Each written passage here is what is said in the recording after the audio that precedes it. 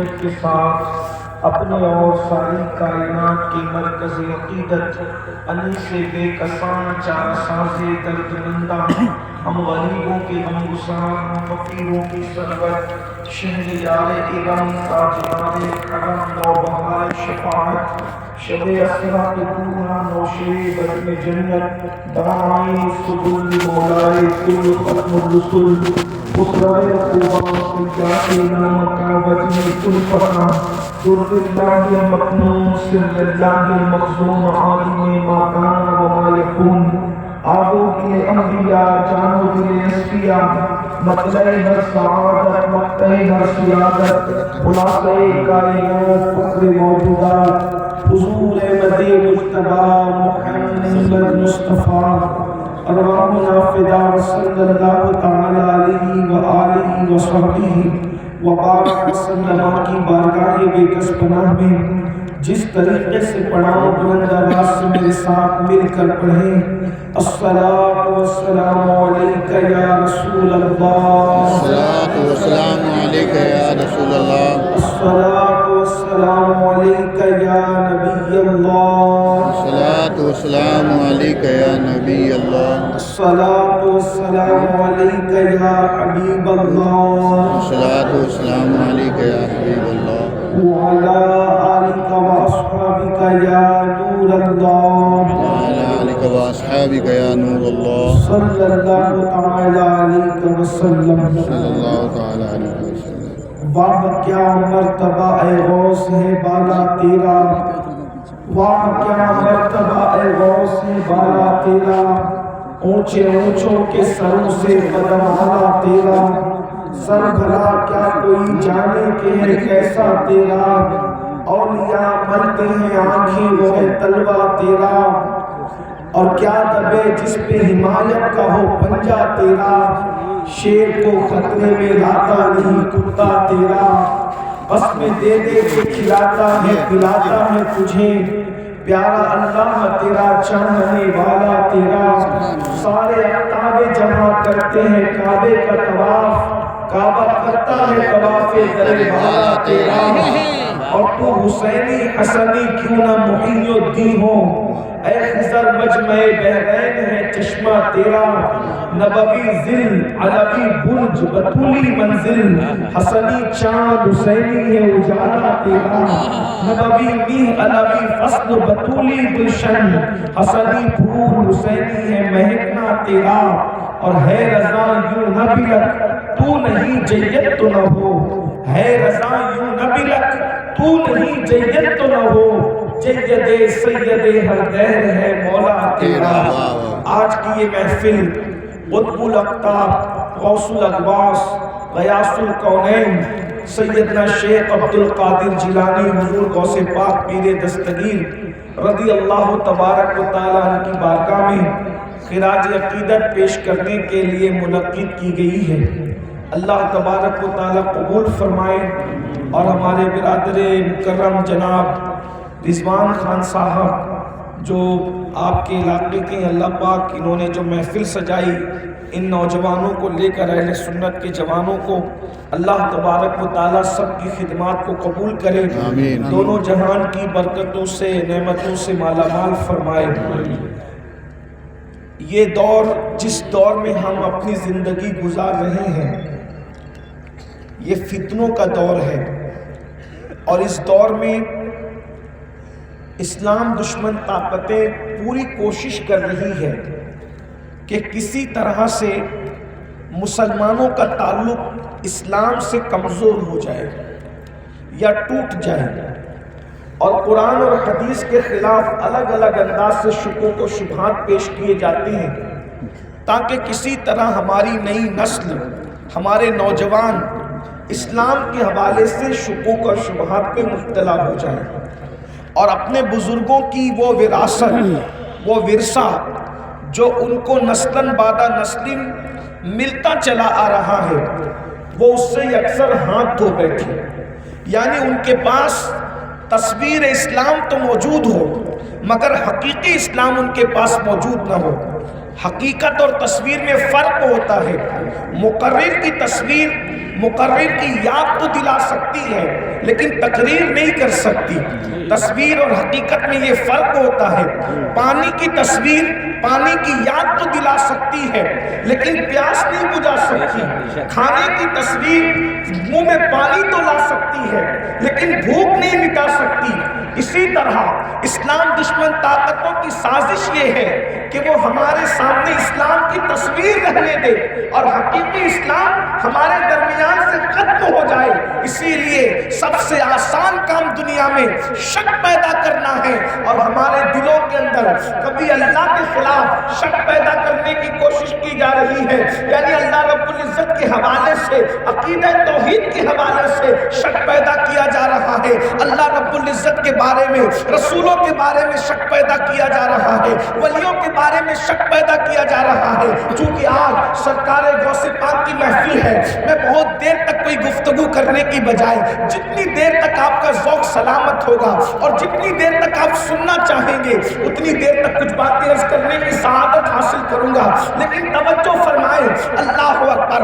آج مختلف لوگوں کو اسکالرز کے نام پر محققین کے نام پر مقررین کے نام پر ہمارے درمیان کھڑا کیا جاتا ہے اور وہ ولیوں کے حوالے سے بولتے نظر آتے ہیں. یہ ولی کیا دے سکتے ہیں؟ یہ ولیوں کی کرامت کیا چیز ہے؟ نہ قرآن میں اس کا تذکرہ ہے نہ حدیث میں اس کا تذکرہ ہے. یہ تو کہانی کس سے ہے؟ آج یہ میں آپ کو بتاؤں ولی کی طاقت کیا ہے, ولی کا پاور کیا ہے. میں صرف قرآن سے آپ کے سامنے رکھنا چاہتا ہوں تاکہ اگر کسی جوان کے دل میں شکوک و شبہات پیدا کر دیے گئے ہوں تو ان کو معلوم ہو جائے کہ ولی کی قوت کسے کہتے ہیں, ولی کی طاقت کسے کہتے ہیں. اللہ اکبر. میں نے جس آیہ کریمہ کی تلاوت کی ہے اللہ رب العزت قرآن مقدس میں ارشاد فرماتا ہے آیت مبارکہ کا جو ترجمہ یا ترجمانی یا مفہوم میں پیش کر رہا ہوں آپ کسی بھی مکتبہ فکر کا ترجمہ اٹھا کر کے پڑھنا انشاءاللہ قریب قریب یہی معنی و مفہوم اس کے اندر ملیں گے.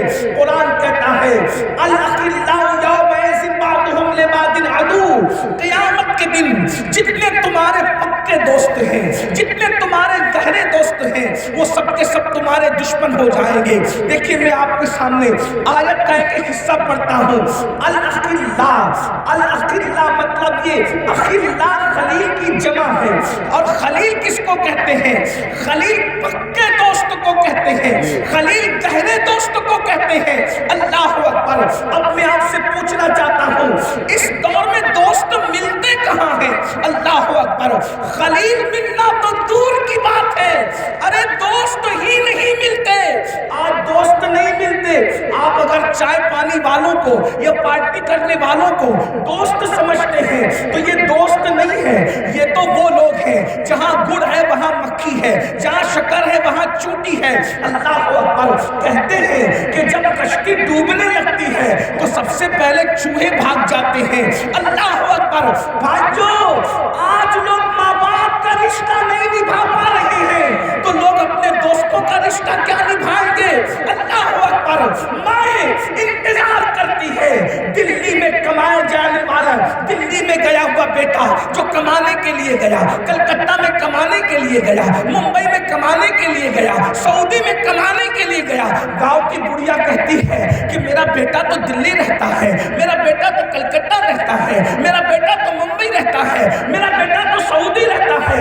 لیکن اللہ اکبر اس ماں کو 24 گھنٹے میں جو ماں بار بار بیٹے کا نام لیتی ہے بیٹا 24 گھنٹے میں ایک بار بھی اپنی ماں کو فون کر کے اس کی خیریت پوچھنے کے لیے تیار نہیں ہے. اب آپ مجھے بتائیں اللہ اکبر جب لوگ اپنے ماں باپ کا رشتہ نہیں نبھاتے تو لوگ دوستی کا رشتہ کیا نبھا سکتے ہیں؟ دوست تو دنیا سے ختم ہو گئے, چند آپ گن سکتے ہیں. لیکن اگر دوست کی تصویر بتانا چاہوں تو دیکھو دوست کسے کہتے ہیں تو صحابی رسول کہتے ہیں دوست کی نشانی یہ ہے جب آپ نے اس کے کندھے پہ ہاتھ رکھ کے کہا چل اور اس نے پوچھا کہاں تو وہ دوست نہیں ہو سکتا بلکہ دوست تو اسے کہتے ہیں کندھے پہ ہاتھ رکھ کے کہا چل تو بغیر پوچھے چل دینا چاہیے. اس کو اس کی فکر نہ ہو کہ لے کے کہاں جائے گا, ارے جہاں لے جائے گا دوست میں اس کے ساتھ جانے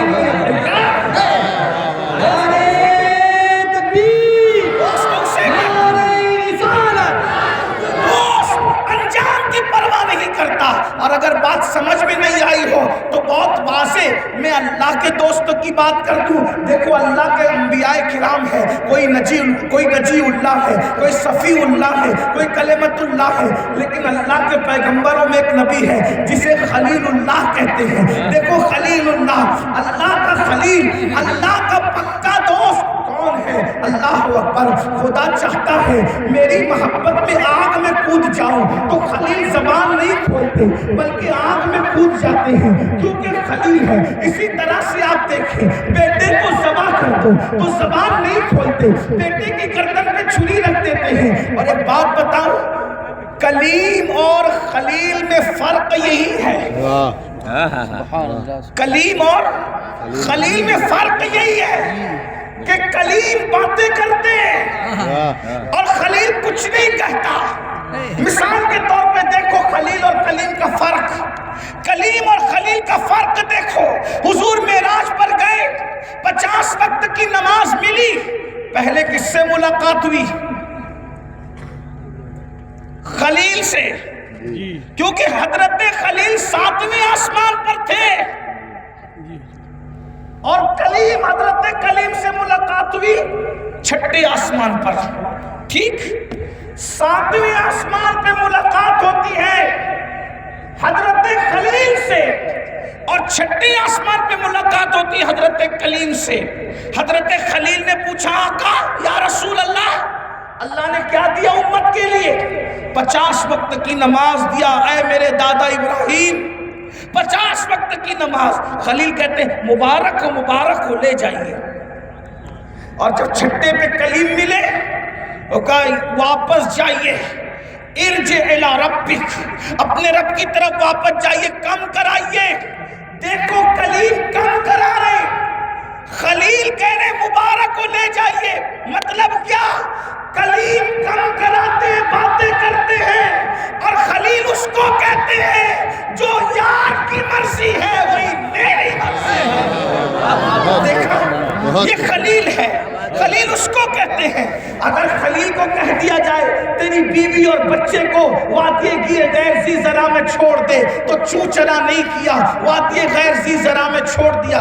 کر سکے خلیل اپنے محبوب کی رضا میں راضی, دوست کی رضا میں راضی, تو ہمارے بھی کوئی خلیل ہو سکتے ہیں, ہونے چاہیے. اللہ اوپر خلیل کس کو کہتے ہیں؟ گہرا دوست. اب میں یہ کہتا ہوں بھائی دوست ہی نہیں ملتا تو گہرا دوست کہاں سے لائیں؟ لیکن بات پھر بھی اگر کوئی گہرا دوست کسی کو مل بھی جائے, لوگ کہتے ہیں نا دو جسم ایک جان, میں اس کے جہاں اس کا پسینہ گرے گا اپنا خون بہا دوں گا اور یہ کر دوں گا وہ کر دوں گا. اگر کوئی اتنا گہرا دوست بھی واقعی کسی کو قسمت سے مل جائے, اگر کسی کو قسمت سے دوست مل جائے تو قرآن کیا کہہ رہا ہے؟ اللہ جتنے تمہارے خلیل ہیں پکے دوست ہیں, یوم قیامت کے دن عدو دشمن بن جائے. سمجھ میں آ گئی بات؟ کس کا ترجمہ کیا ترجمہ؟ اگر آپ تھوڑے بہت بھی پڑھے لکھے ہیں تو بات سمجھ میں. اللہ خلیل کی جمع یوم قیامت کا دن عدو دشمن کو کہتے ہیں. قیامت کے دن تیرے سارے پکے دوست دشمن بن جائیں گے, کوئی کام نہیں آئے گا, حتیٰ کہ ماں بھی کام نہیں آئے گی, باپ بھی کام نہیں آئے گا, بھائی بھی کام نہیں آئے گے, اولاد بھی کام نہیں آئے گی, کوئی کام نہیں آئے گا. تو اللہ سے پوچھو اللہ کوئی کام نہیں آئے گا, کوئی کام نہیں آئے گا. قرآن کہتا ہے کوئی نہیں آئے گا مگر کوئی آئے گا. وہ کون ہے؟ قرآن کہتا ہے اِلَّا الْمُتَّقِينَ. قیامت میں